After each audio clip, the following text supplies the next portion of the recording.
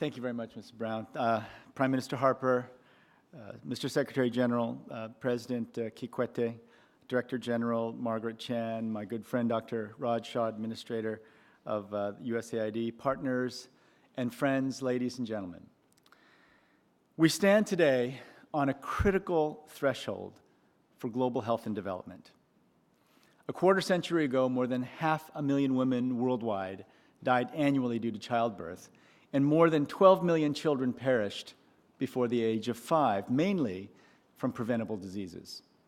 Today, with the Millennium Development Goals, and thanks to the collective efforts of so many in this room, these numbers have been nearly cut in half. The 2010 Muskoka G8 Declaration was a pivotal moment in securing high-level political support for maternal, newborn, and child health. Canada's leadership and commitment was critical for all our current efforts. And Muskoka, in turn, paved the way for the Every Woman, Every Child partnership to scale up global advocacy and support for women's and children's health. Mr. Secretary General, thank you for your leadership in bringing that to the world.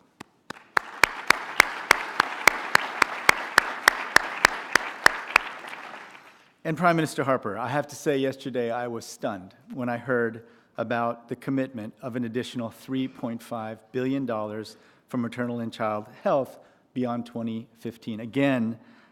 Once again, Canada is leading the charge to ensure that we meet our commitments, and you did this at a time when momentum was flagging in so many areas. I want to thank you, and I want to thank Madam Harper for your incredible leadership.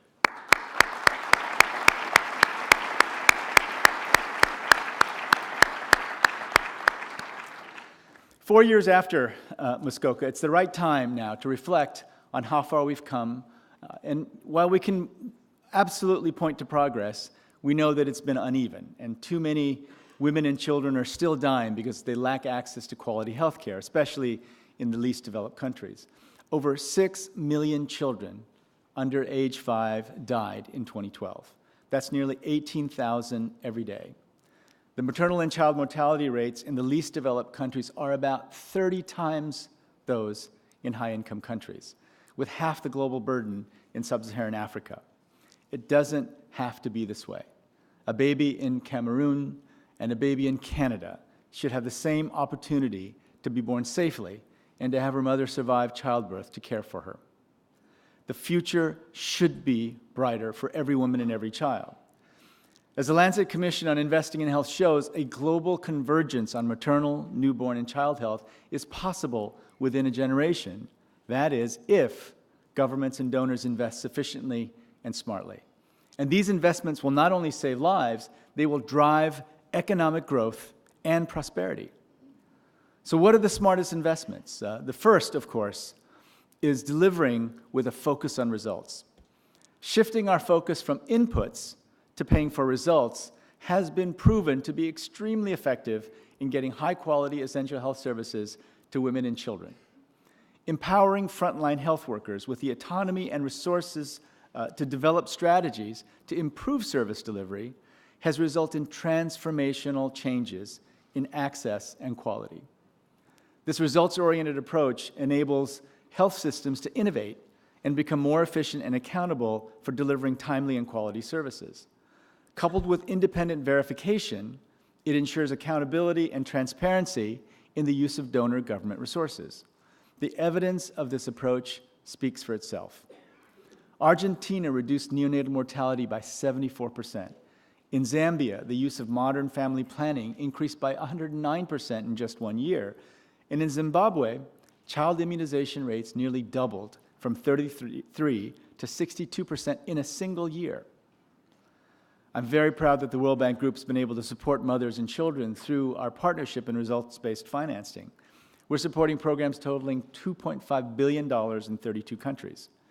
As they view results from our successful pilots, more governments are allocating their own budget resources to sustain and scale up successful programs.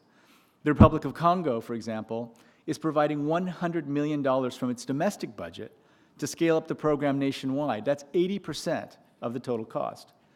We're also very excited and grateful to partners such as UNICEF, Gavi, and the Global Fund, leveraging this approach to provide additional in-country support. Results-based financing is helping us make progress on our promises at Muskoka and the promises of every woman, every child. More money for women's and children's health, and more women's and children's health for the money. So we've got 580 days to go until the deadline for the Millennium Development Goals, and it's time for all of us to double down on our investments.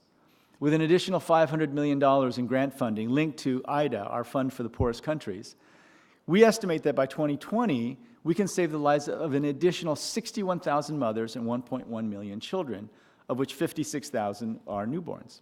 With an additional $1 billion in grant funding, we can make an exponential leap, and by 2020, save the lives of 183,000 mothers, 3.3 million children, including 1.7 million newborns. This more than doubles the pace of global death reductions. This is why, Prime Minister Harper, the commitment you've made is going to make such a huge difference. We can actually make exponential leaps in our progress. So,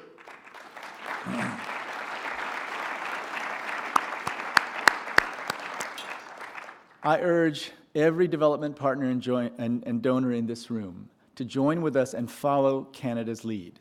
We need to help scale up investments in maternal and child health. Now, a second very smart investment to improve maternal and child health is to build a well-functioning civil registration and vital statistics system.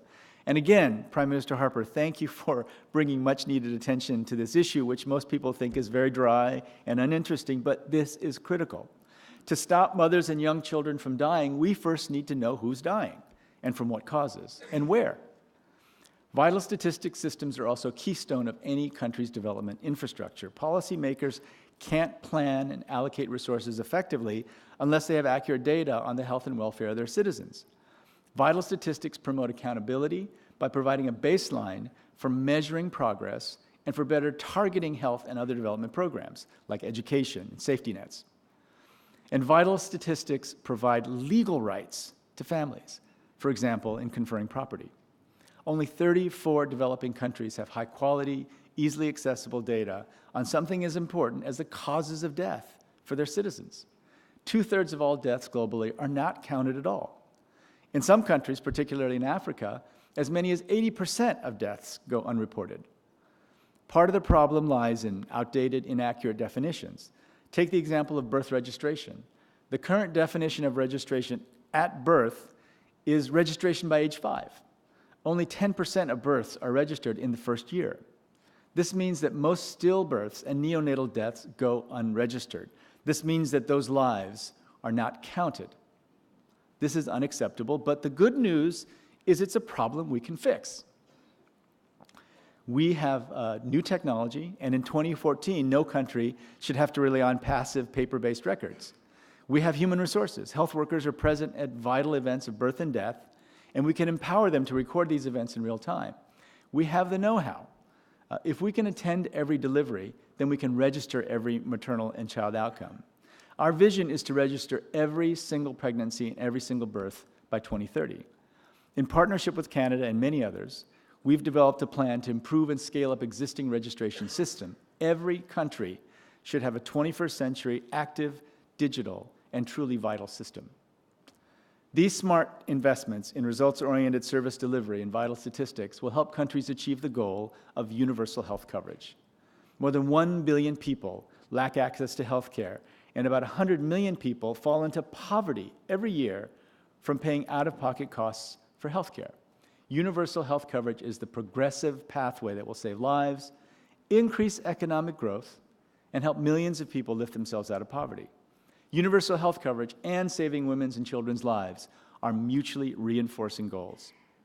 Universal health coverage is about ensuring that every woman, men and children, all women, men and children, can access a package of essential services.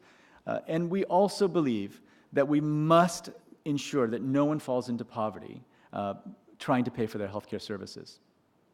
Universal coverage is about equity and delivering on the social contract.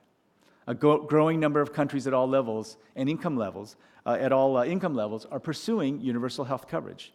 They're responding to their emerging health needs and disease burdens and closing gaps in access to quality care and protecting their poorest and most vulnerable populations.